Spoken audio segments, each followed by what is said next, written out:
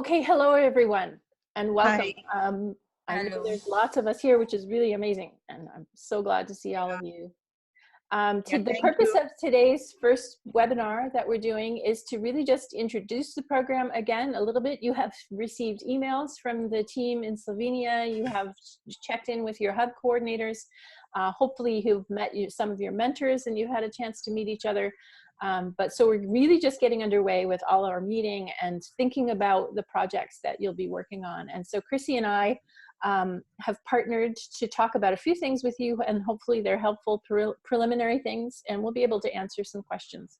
So I'm going to be talking about the developer side of the Open Education for a Better World project, and Chrissy's going to be talking about the mentoring side. And we thought there was value in doing both at the same time so that you can see each other and meet each other and hear the same message about the things that we're trying to accomplish. So there is a link just underneath the title here, this bit.ly link, http://bit.ly, to the presentation. And we'll share that with the recording as well. So if you want the presentation as well as the recording, you'll have both those things on the Open Education for a Better World website, and the team in Slovenia will help us do that. So again, I just want to welcome all of you, and I would like to express my gratitude to all of you. I think that's really important and really a good first thing to do. All of us who are working on this project are volunteering our time, which is, you know, given the number of people who are involved in this project, it's a huge number of volunteer hours. And we all have busy lives and busy jobs, and I deeply appreciate your commitment to creating open resources so that others can learn. So I really want to express that gratitude. Chrissy, would you like to welcome as well? Yes, a warm welcome to everybody. Like Jenny said, we are all volunteering here, and it shows our commitment, I think, to each other and learning and extending the bug, I think, for open education and exploring the potentials together across the world. And it's fantastic. Thank you. Amazing. Is there anybody, Anja, I saw you here. Would you like to say hello from Slovenia? Hello to all of you. We are so glad that so many of you joined this year. This year we have 82 projects. Last year we had 35, and before we had only 14. So we are happy that the number is growing and that you are devoting time to make OER to help others to get the knowledge. So welcome from Slovenia, and we are looking forward to meet you all, hopefully. Great, thanks very much, Anja. So one of the things, although I see you all have all been using the chat window really effectively, I also have something called a Padlet. So there's a link here.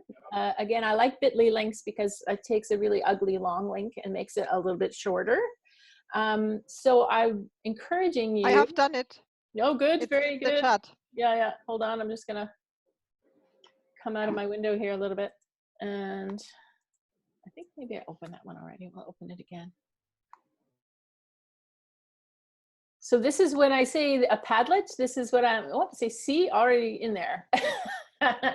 You can just click the plus button on the lower right or double click anywhere on the screen, I'm pretty sure, and add an introduction to yourself. You can add a photograph. You can tell us a little bit about where you are in the world. And, you know, I suggested favorite song or favorite food, whatever you would like to say about yourself. This is a nice screen for getting to know you a little bit better. So this is what we call a Padlet, and it's yet another in a series of tools that I like to use. So there we go, back to my full screen. But if you're watching and Zoom launches you into full screen, you can press escape and then you can still see videos and use the Padlet and all kinds of other things. So as a reminder, what Open Education for a Better World is all about, and that's a hashtag that we're using to share on social media, so Facebook or Twitter. I'm not a WhatsApp user, but I know WhatsApp is used very widely in other parts of the world. So There can be many social groups related to this project, and we encourage as many communities of practice that would like to form and use the tools as possible to do that.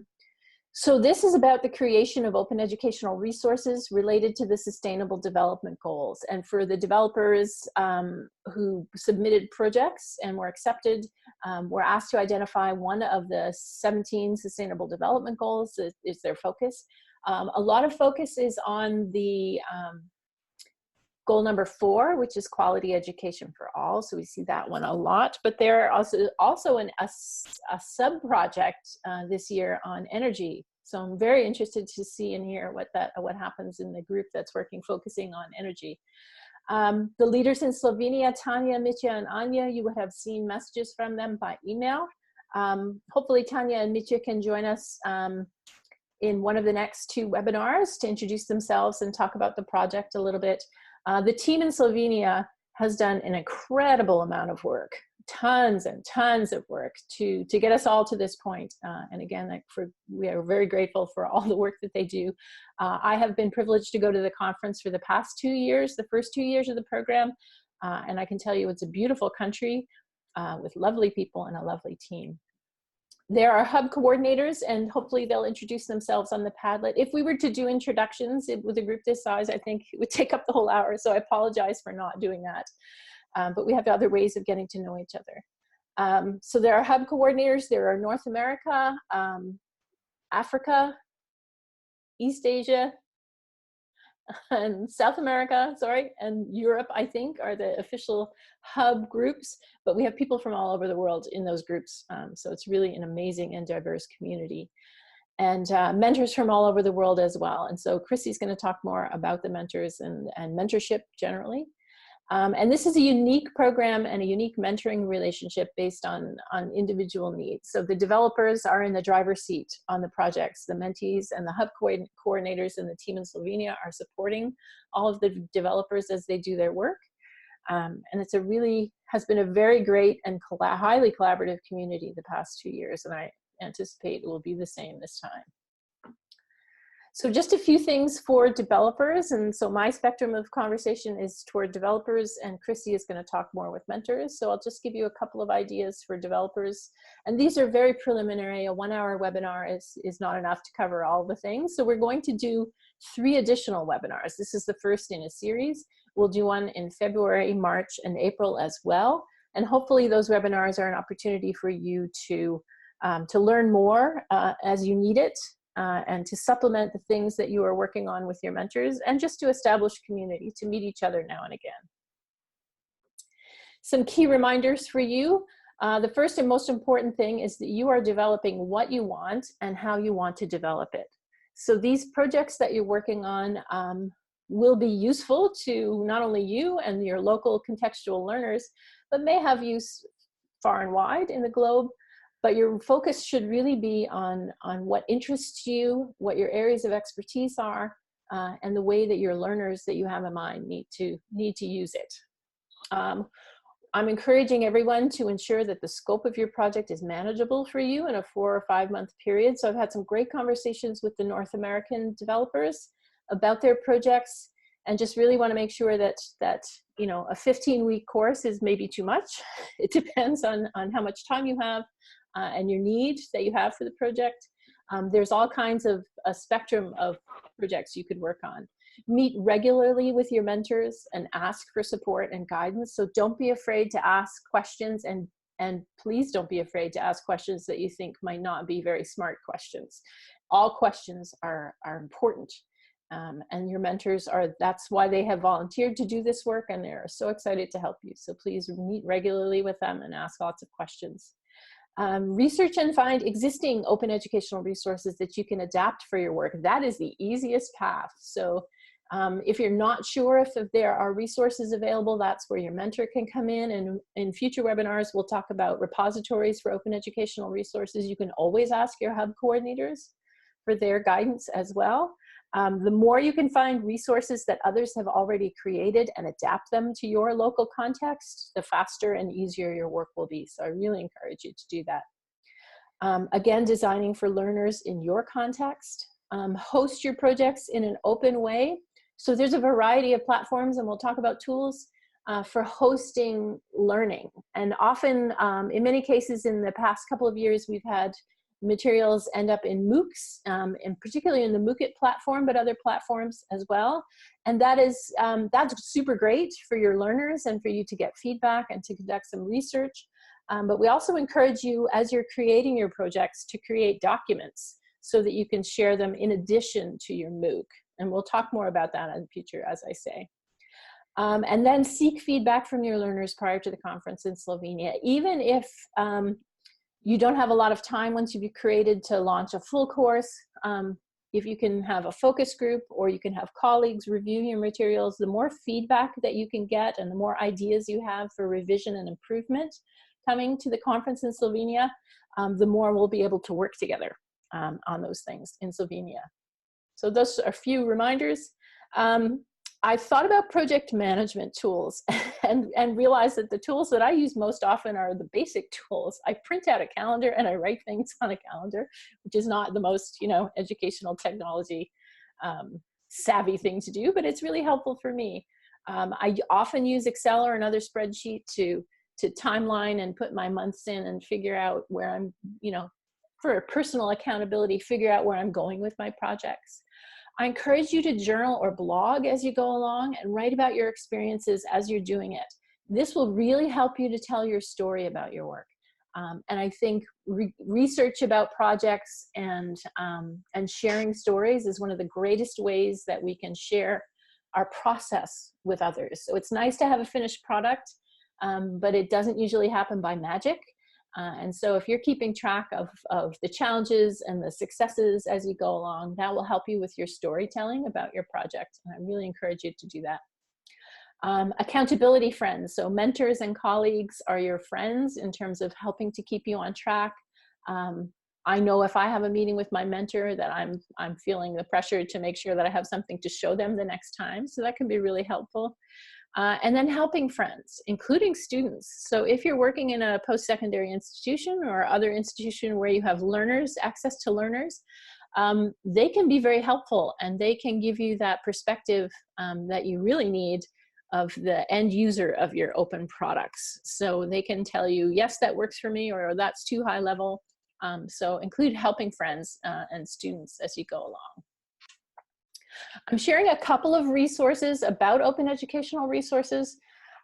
So at the beginning of this project, during the call for proposals, the team in Slovenia encouraged you to go to the Commonwealth of Learning course called Understanding Open Educational Resources. So I encourage you to go there if you haven't taken that course and you're pretty new to use of open educational resources. It's a really good beginning course to get to know those things. If you've already done it, that's great. You've got a good start. And then the second resource that I really like about open educational resources is called the Faculty OER Toolkit. And it was created by BC Campus in British Columbia here in Canada. And I tend to favor them because they have good funding and an amazing team to make some of these toolkits available. And they make really good products that really describe what OER are, where to find them, the Creative Commons licenses in some good detail. And what's nice is that it's a digital book, so you can skip chapters. You can go to the part that you need the most when you need it. So those are two tools that I really like. And again, we're going to make sure that we share this presentation and all of the links with you. And that's really all for developers. I want to keep it short so that we do have time for questions, but I'm gonna hand it over to Chrissy. So I'm gonna stop sharing my screen, Chrissy. And do you have share screen option?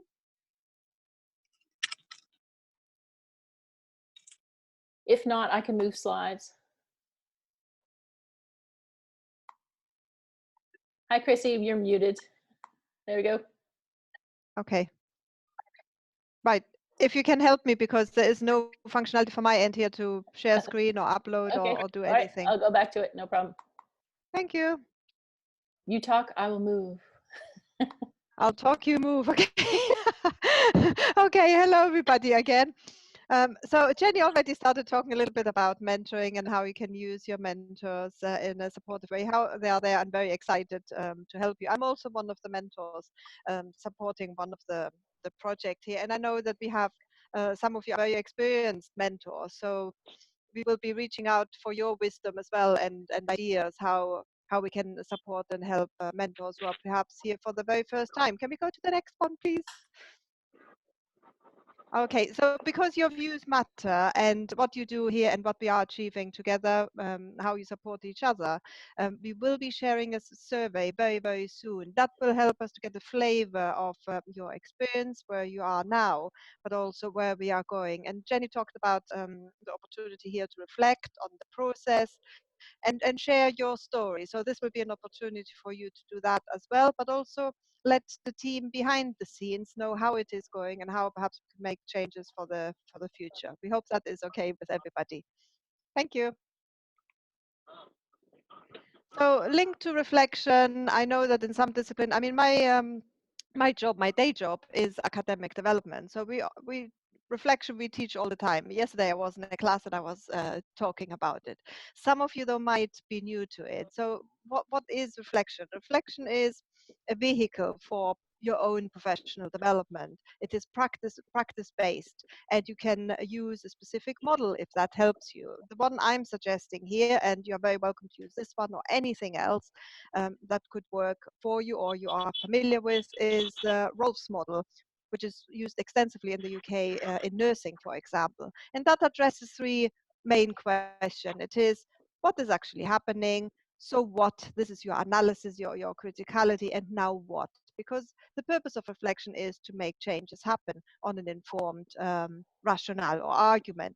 And that can happen through reflection. Jenny talked about keeping perhaps a blog, a portfolio, anything that helps you. And ideally, and not just because we are here in a program that is about open education, there's a lot of value in sharing your reflections with at least your mentor or your team, because through that sharing is where we are often challenged, but we're also reassured about some of our decisions, our dilemmas, etc. So we are able to work things out.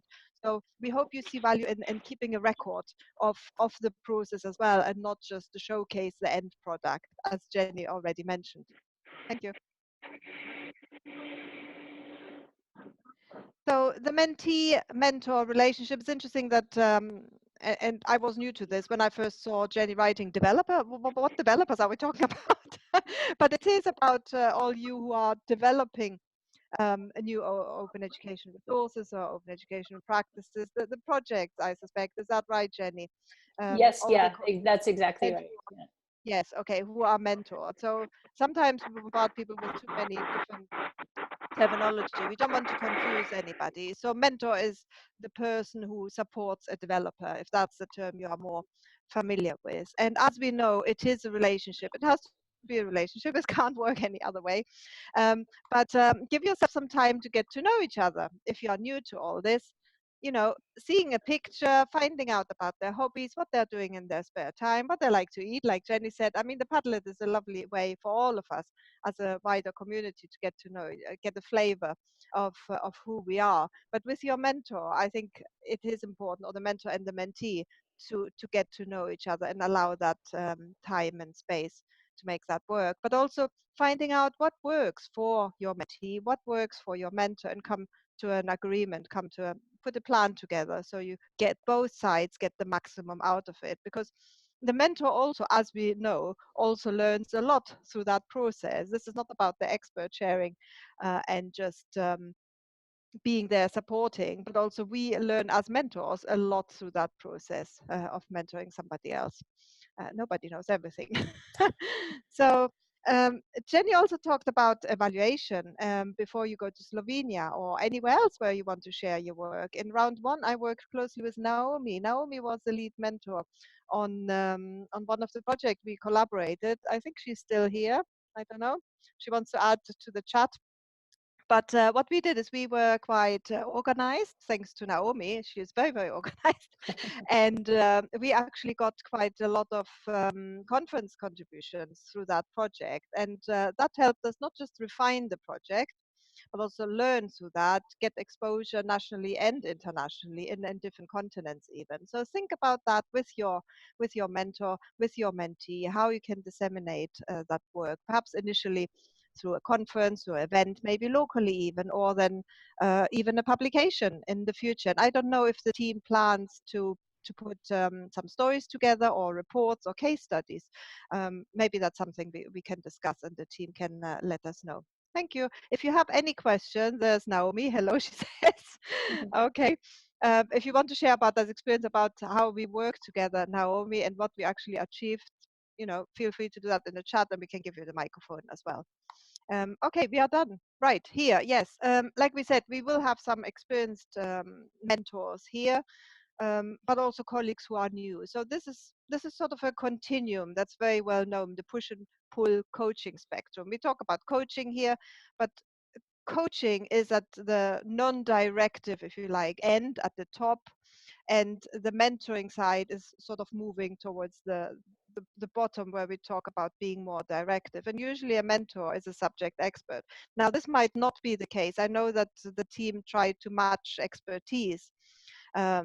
So I'm not sure to what extent where we sit, but this is about you positioning yourself and identifying what works best with your developer or mentee. This is something nobody should dictate. You should get a sense of what works in that case. So this is just a reminder of a model that could perhaps be useful. But listening, and I think Jenny mentioned that, is really, really important in that whole process, really actively listening, because the developer should be at the driving seat. Should we click to the next slide, Jenny? Yes, so I almost remember the slide. Okay, so yeah, it should be in the driving seat. So the mentor, this is not your project. This is, but you will become part of that project. So we are here to support what the mentee or the developer wants to achieve, and listening, like we said, really actively listening. What does that person really want to do? What is at the heart of it? Making suggestions, but also being realistic, because often we can start dreaming. Oh, there's so much potential here. We can do all these fancy things. But remember, the projects, I think, finish at the end of June. So we don't even have full 6 months. So are we too ambitious here? How can we rein it in? What is the most valuable? And if you see that project now, perhaps as stage 1, a milestone. What can we achieve? What can I achieve in that time with the support that I'll get, from my mentor, perhaps locally, but also more widely as a community here on that program? That's really, really important. Communicating. Well, without communication, I think we can't achieve a lot. And there are various types of communication. We will talk about these very, very briefly. But I think the program team suggests to meet with the mentor or mentee once or twice a month. Jenny suggested already it might be more useful to do that more frequently, because especially if you think about, isn't this right, Jenny? Yes, I would say it's certainly in the early stages, right? As you're project management. Yes, you're building the relationship, you build that understanding around the project. What are we trying to achieve, isn't it? And then I think autonomy will come as we progress, but maybe a closer hand-holding maybe at the beginning. Yes, I agree. And there will be spaces online. I don't know if we have that link yet to share, Jenny. Not yet, no, but we'll talk about it a little bit. Yeah. Yes, but there will be a collaborative space where we will all be present, and you will get support. But also, you might have other areas, other tools, online interconnected tools like Google Drive, for example, that you could use to share resources. And again, with Naomi, I think we worked very systematically, and we had that, and that worked very well. But I know that in different countries, you have different access, different tools, etc. So see what works for you and what works for your mentor, who might be in a different part of the world. Okay. Are there any questions so far? What to say here? Naomi says, suggested we write a mentor recommendation document. Yes. So Naomi, do you want to get the microphone? Do you want to share that briefly? Naomi? Let's wait. Yes, come on. You can do it. Okay, I'll just jump in here. It's always useful to share an authentic experience, isn't it? Yeah, I actually had a really good experience because it was the first time that I also felt like I was being mentored by Chrissy too, just because I was gaining so much knowledge about the whole process of kind of being a mentor. And it was really a great experience being able to talk to each other afterwards. So as co-mentors, after each meeting, we would always discuss and about the Hope project, and then just discuss what we were hoping to see in the future and how to get towards that path or anything like that. So it was always good to have lots of communication. But it was also really exciting to go to different conferences and work together. And it seemed like each conference, either Chrissy and I were together, or our the developer mentee and I were together. So I can't even remember if we ever even met in the same place ever, but it was really exciting to actually be a part of that. So yeah, that's my take of it so far. Yeah. Okay, great. Thank you, Naomi. And at the time when we did our mentoring, we were paired up, isn't it? Now there are individual mentors per project because we have so many projects. It's no longer possible. There are some pairs, Chrissy. Are they? Okay, sorry. Yeah. Apologies. I'm Yeah, not up to date. Well, that's a different spectrum too, if you're collaborating as mentors as well. Okay. Oh, great. Okay. But we will have that community and we'll talk about that. Yeah. So thank you very much, Naomi. Thank you for sharing that. And contact Naomi or anybody else, or share your own stories. I'm sure many of you will have success stories to share, or even things where things didn't work out, because not everything works, can be problematic. But communication, I mean, at the moment, we are here all together in the same space, isn't it? Virtually, but physically we are in completely different locations. And we already have seen before we started, when we shared our videos, we could see people are on the bus, people are on the move, people are in dark rooms like this one where I am. And it's interesting because it creates a different atmosphere. It opens up and creates an insight into where these people are, where do they live, what do they have in the background, what pictures. And people look at these things and they become memorable, they become part of that fabric, part of that project. So think about how you're going to communicate with each other. I'm sure you know all these things, that's not new, but asynchronous communication, writing things often to each other or leaving audio messages or whatever works for you, is often things where you have thought through.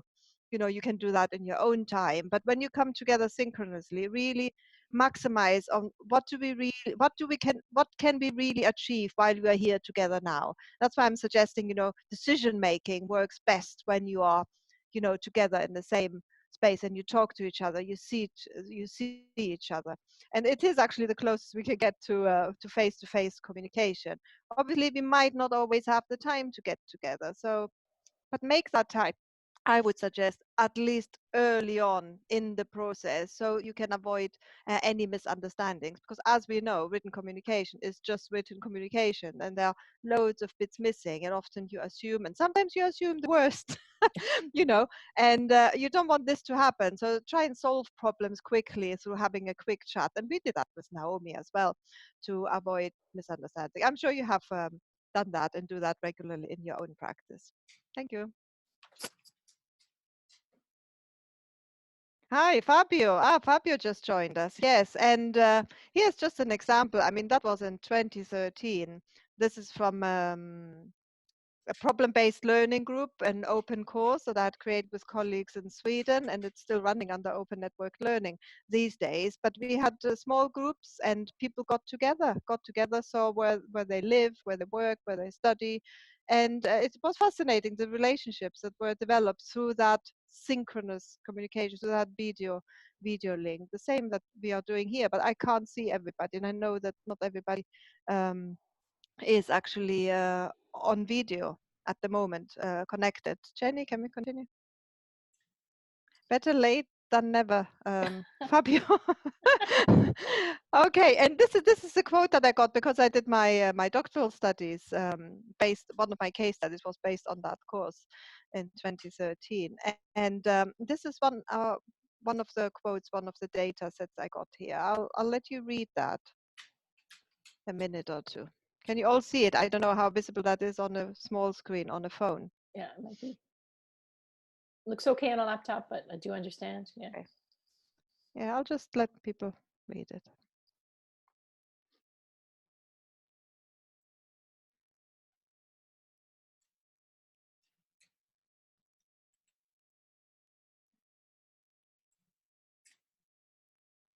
Oh, do you want me to read it? Okay. Should I read it? Okay, let's go then.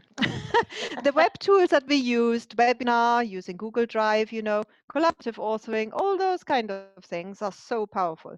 And the only difference in approach was a combined use of Google Hangouts with Google Drive simultaneously. So several of us being present in a conversation live and being present together in the document. So it wasn't just seeing each other, but actually working together as well. And that's really is a very efficient and productive way of getting stuff on, you know, typed out. And it's a very rich and inclusive way of making everybody feel as though they are contributing to that document at the same time. Of course, the downside to that is that you can't make it.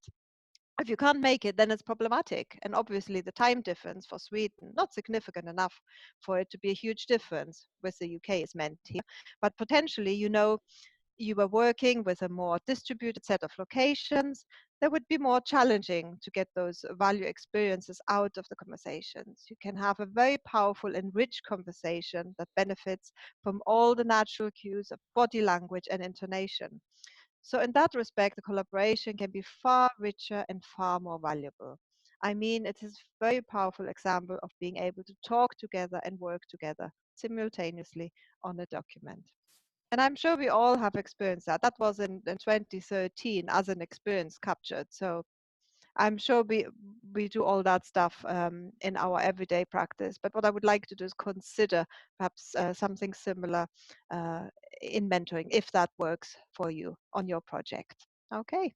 Okay. So because we talked about the mentoring a mentee or developer relationship, because we are a big program with many different projects, and we know that we would value the support of each other, we are setting up a mentor community. This will be available fairly soon, and you will receive communication. So this is our one-stop place online to get support from other mentors. So if there are any issues, or you have any questions, or need any specific help with something, or don't know where to find something, anything you want to discuss in confidence with another mentor, with myself, this is a space where we would communicate. And we hope that you will use that that space as a valuable resource for getting support, because we are supporting our mentees, our developers, but also as mentors, we feel that's also important to get that support. I work at the university at Manchester Met, and we talk about the student experience. And sometimes we do forget about the staff experience. So the staff, isn't it, is here now, the mentor. So looking after the mentors is really vital, because if you have happy mentors, you will have happy mentees. There will also be a community for mentees, developers that we will have, and we'll come together in the webinars, but we'll keep separate communities so that, because they're different set of problems, right? So yes, and not just problems. I mean, we don't want to think, yes, oh, this is a that's space to whinge about yes. each other, isn't it? It's just a peer support network, and sharing an experience, getting some view for an insight from another colleague is really, can really be valuable, and open our mind to different possibilities as well. Right. Yes. And to get, as you say, to get support for things we might not know. So hub Yes. coordinators, mentors don't know everything and haven't seen all perspectives and don't know about all tools and all repositories. So that community will be very valuable to share that kind of thing. Exactly. And because we will have, some of you are very experienced, you know, other people are very new to this role. We don't want you to feel like, oh, I'm on my own here. I have no clue what I'm doing. I don't know where to go for the support that I need. So there will be a whole community of us there to support each other. And we hope you'll find that useful. Okay, I think we are done with this. And questions. So we have done a lot of talking here. We had a few hiccups with the technology. Let's just blame the technology. It's up to you now. Share with us any questions you might have, anything that's perhaps still unclear. We are here to help you, and the team from Slovenia. I think Anya, is Anya here? I have not been introduced to my mentee yet. How should I do that, and what is the first step? Hi, can you hear me? Yes, I can. Yes. Yeah, I'm Sneha More. Hi, from Sneha. Mumbai, India. So this is my first time, this is my first webinar, and I'm very happy to meet you all. Now I have my meeting with Mentor that is on 1st of the Feb. Aha, So I'm great. also new to this all process. And how are you doing so far? You're understanding what your tasks are? Yes, ma'am. Okay, very good. Well, welcome, and good for you for doing your first webinar. Yes, yes. I'm very happy to meet you all, ma'am. Yeah, you're doing very well. It's good. Everything will become clear, I think, when you have that introduction to your mentor and you can establish what we just said, a relationship, how best to work together. Okay, Anja mentioned something here in our chat. Yeah. That the pairing is still happening. So some of you, you know, if you have come a bit later as a project, you might not have been assigned a mentor yet, but be reassured that this is going to happen very soon. And the team will contact you and explain how that process is going to work, so you get to know your mentor. Is that correct, Anja? Yes, yes. Yeah, okay. Great. Great, very good. Are there other questions? I see, I think we heard from Snea, but maybe not. Yeah, this is Jeff Kane. Hi, Jeff. Hi. I had questions about, I think somebody just asked us what are the dates for Slovenia, and so my question was when does the information go out for the conference this year? Aha. Can you hear me?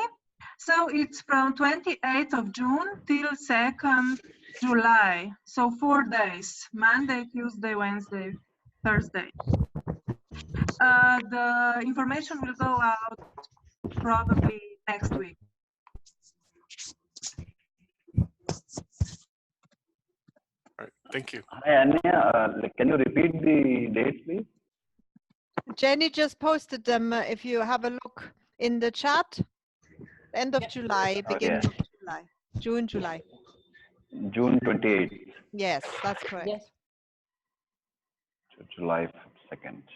And I know for many of you, visas will be the important issue. So I know Anja has done a tremendous job in the past making sure that everyone gets their letters and helps to organize the visas. So I know that's a big issue. Yes. Hello, Mahesh. Did you have a question? Hi. No, ma'am. You're just saying hello? Yeah. Hello. Yeah. Other questions? Okay. Yeah. Beyond questions, maybe if there are no more questions, Comments. maybe we could have a more experienced mentor to share their experience from the past. Something that they have found useful or something they have learned from a previous experience. Somebody who would like to volunteer, or should I just pick somebody?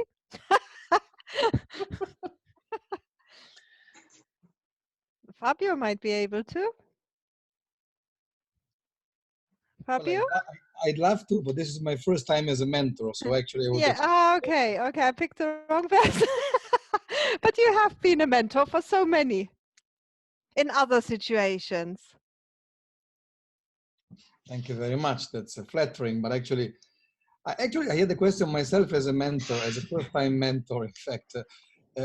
How practical the result of the project shall be? Because from the project I read from my mentee, I mean, it can get pretty practical with the development of some tools, or let's say be a bit more discussion based and let's say community animation discussion based. So is the system and the community expecting something practical from the projects, or it depends, or it can just be some community activities? Who would like to respond? I mean, I have my own personal answer, but is there somebody else from the program team? Maybe Anja? Hello. Yes, so it's totally up to you. Until the PAVA event, we would like that you have at least some results, and in the VPAVA event we can work further on your OER. So this would be the answer. All right, thank you. So Fabio, it could potentially be a plan for implementation Yeah. or discussion or put an action plan or however you want to call it based on these discussions you're going to have. And like I said earlier, you could potentially see this project now as stage 1 of the project, and in the future think about, okay, stage 2 implementation, maybe stage 3 could be an evaluation or something like this. So it's fully up to you, but just be realistic, because often, you know, people come with big ideas because we all dream big, but actually make it happen is far more complex often. So and we are all very busy as well, because this is not our day job. You know, we do that in parallel with all the other things we are doing on a daily basis. So just be realistic. Yeah. Okay, clear. Thank you. Great. Thank you. Do we have a mentor here who has been on the program before, who would like to share their experience or something they have learned, something that works, something that we haven't mentioned yet? Yeah, this is Jeff Kane. Hello. Hi. So this is let's see. I've worked on, this will be my third project, and it's also a continuation of the project that I worked on before with Kaya Lipnik-Vohovar.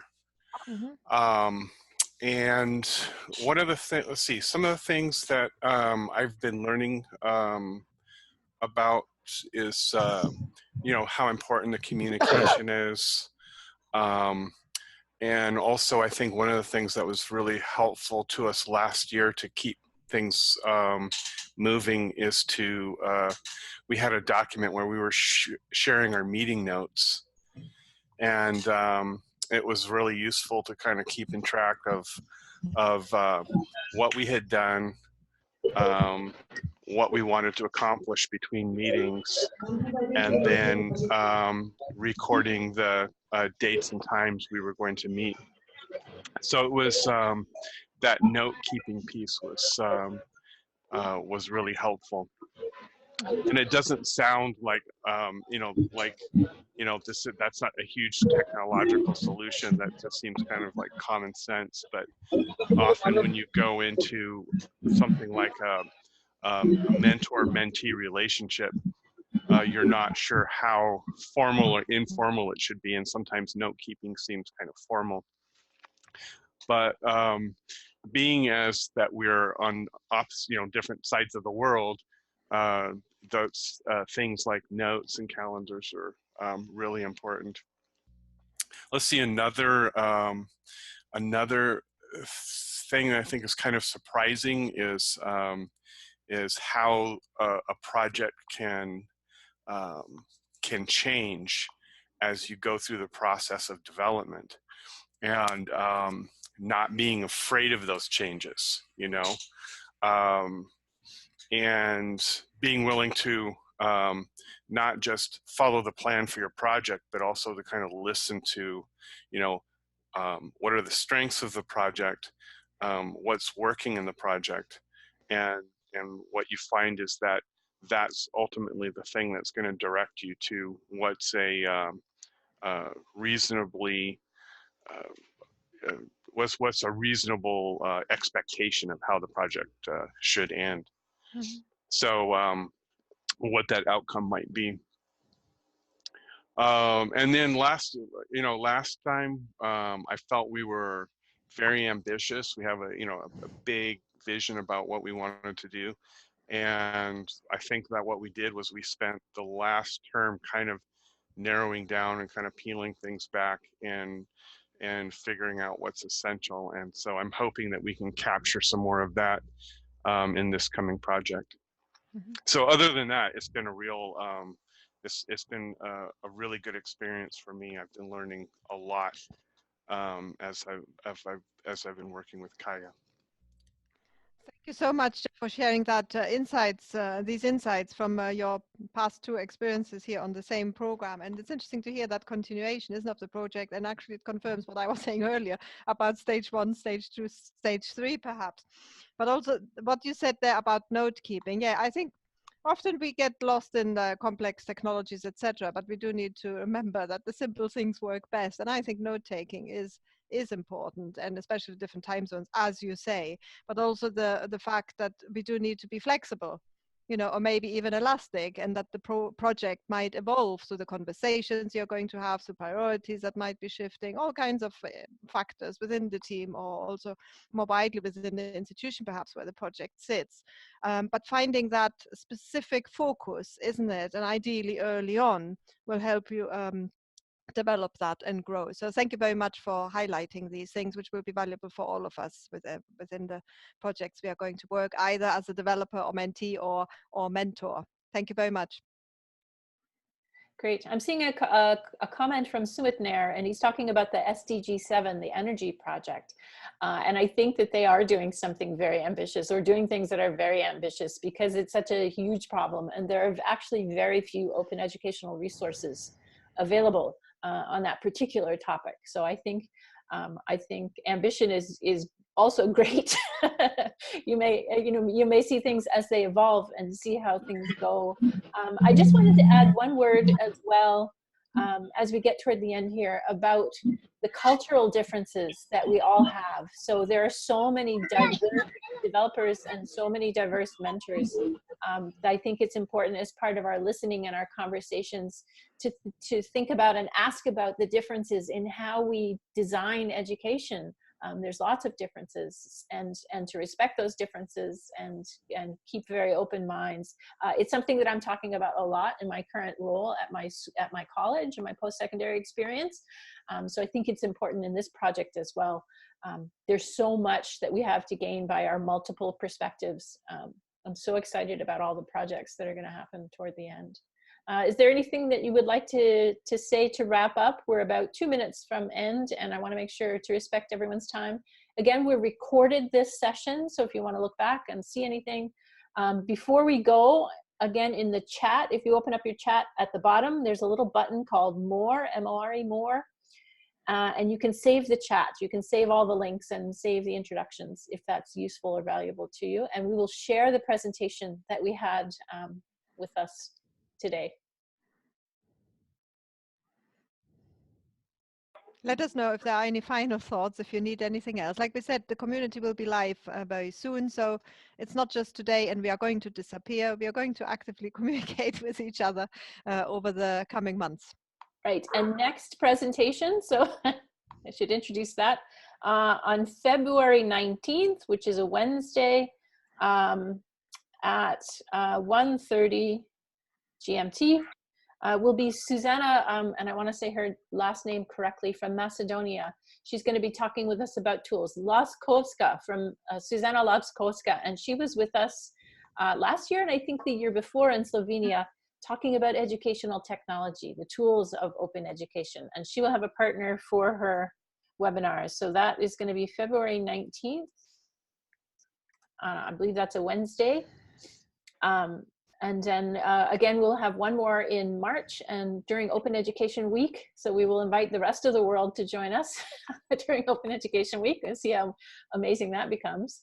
And then we'll have one more in April. And hopefully these webinars will give you some sense of mentoring tools and developer tools as you go along, and ways to connect with each other.